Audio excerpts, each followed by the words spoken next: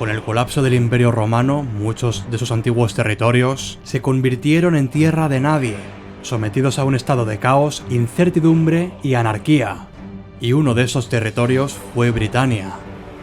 En esta isla que antaño fue romana, ahora guerreros pictos, celtas y germánicos se disputarían el poder durante décadas hasta crear una nueva realidad con varios reinos, siendo los más importantes el de Wessex, Mercia y Northumbria. Y a pesar de ser pueblos guerreros, cosa que no cambiaría, se convirtieron al cristianismo, lo que llevó a la edificación de grandes iglesias y monasterios repletos de riqueza.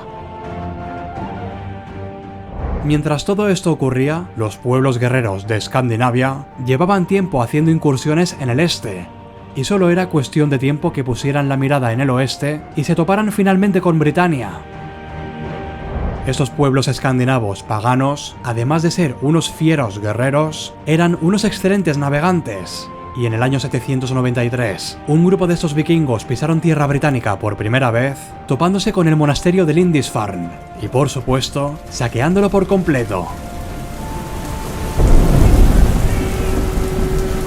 Así es como el arzobispo Alcuino de York lo describió. Hace casi 350 años que nosotros y nuestros padres habitamos esta encantadora tierra, y nunca antes había aparecido tal terror como el que ahora sufrimos por parte de una raza pagana. Ni se pensaba que se pudiera hacer tal incursión desde el mar. Contemplen a la iglesia de St. Cuthbert salpicada con la sangre de sus sacerdotes, despojada de todos sus ornamentos. Este fue solo el comienzo de lo que sería una auténtica invasión en los años venideros. Y durante todo el siglo IX, las incursiones vikingas, palabra que significa algo así como pirata, no cesaron. Para ellos Britania era un diamante en bruto, una tierra rica y con recursos, y con unos peculiares sacerdotes indefensos, cuyos templos estaban repletos de riquezas. Sin embargo, muy pronto, en lugar de hacer incursiones donde básicamente saqueaban las costas y volvían a Escandinavia, los vikingos comenzaron a establecerse en Britania. Mientras tanto, y en cuanto a los reinos cristianos de origen sajón, Wessex, de la mano de su ilustre rey Egberto, se convirtió en el estado más prominente y poderoso. Este rey, que fue educado en el continente europeo, conocía de buena mano a los vikingos e incluso había llegado a luchar contra ellos. Además, Egberto era un rey guerrero, habiendo conquistado varios territorios colindantes a Wessex, ganando así fama y prestigio. Pese a todo esto, Egberto no sería una amenaza para los vikingos, ya que murió en el 839 y dejó su puesto al rey Etelredo, quien estrenaría su mandato con una gran amenaza. Ese mismo año llegó a tierras inglesas una enorme flota nórdica tan inmensa que los cronistas de la época la bautizaron como el Gran Ejército Pagano. Concretamente, estos vikingos desembarcaron en el pequeño reino de Anglia Oriental, y al hacerlo los ingleses rápidamente se dieron cuenta de que esto no era solo una incursión, sino un ejército como nunca antes habían visto. Vikingos de todos los rincones de su mundo se habían congregado para lanzar una auténtica invasión a Britania. Además, los líderes de esta gran fuerza pagana eran los tres hijos del mítico Ragnar Lodbrok, quien, según nos cuentan las crónicas, había lanzado esta empresa para vengar la muerte de su padre a manos del rey Ela de Northumbria.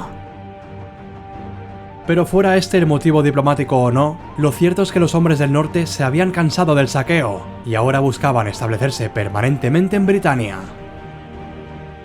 Para ello, una vez que llegaron a Anglia Oriental, se reabastecieron y marcharon directos a York, la capital del reino de Northumbria.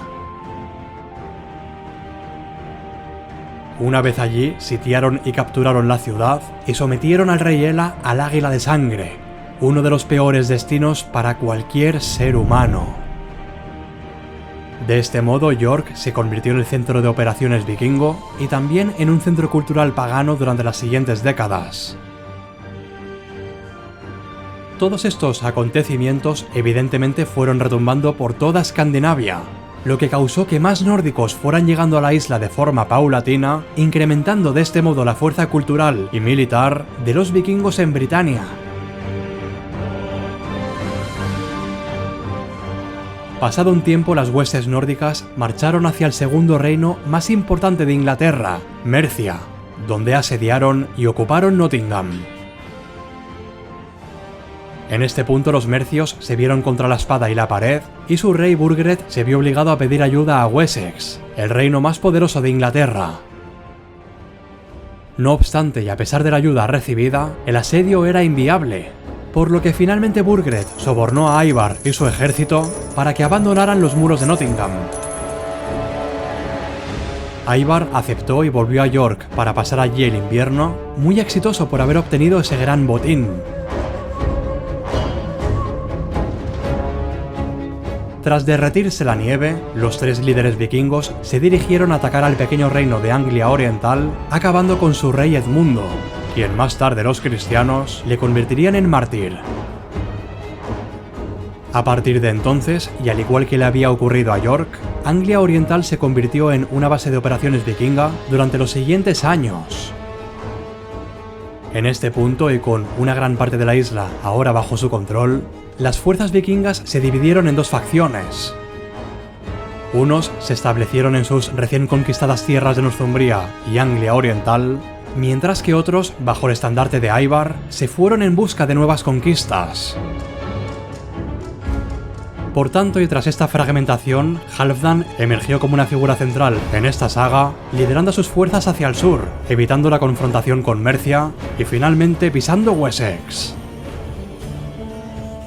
Ante esta gran amenaza, el rey Etelredo junto con su hermano Alfredo marcharon en busca de los vikingos, y el 8 de enero del 871, sajones y vikingos se vieron por fin las caras en Ashdown.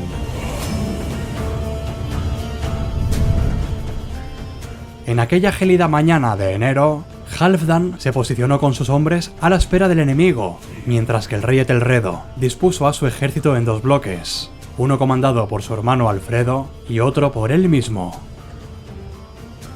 Los vikingos hicieron lo propio a la par que avanzaron.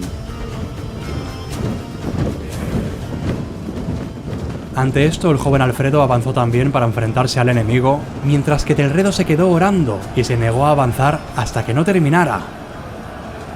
De este modo, Alfredo se quedó solo y con la mitad del ejército bajo su mando, entró en combate con los nórdicos. La segunda fuerza nórdica, al ver que la batalla había dado comienzo, también atacó a Alfredo y su ejército, tal vez ignorando que faltaba la mitad de las fuerzas enemigas. Lo cierto es que a pesar de combatir solos, Alfredo y su ejército ofrecieron una feroz lucha. Pero cuando ya no podían más, apareció entre la niebla la otra mitad, liderada por Etelredo.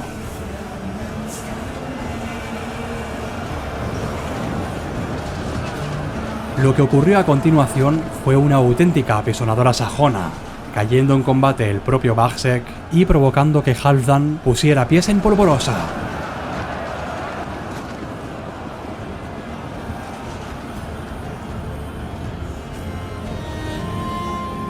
Etelredo y Alfredo habían logrado una victoria vital para la supervivencia de Wessex. No obstante, y pese a haber ganado la batalla, la guerra contra los vikingos continuó, y poco después de la contienda y debido a las heridas recibidas, el rey Etelredo pasó a mejor vida, ocupando a Alfredo el trono. El nuevo rey, con tal de poner fin a las hostilidades, vio oportuno ofrecer un pago a Halfdan para parar la guerra, aceptando este último y volviendo a Northumbria. El reino de Wessex había conseguido salir con vida de esta, pero la amenaza de otra gran invasión vikinga se podía palpar en el ambiente.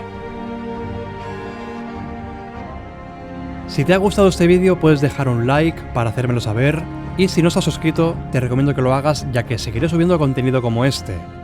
Gracias a todos los miembros que apoyáis este canal y que hacéis que pueda seguir adelante. Nos vemos en el siguiente vídeo.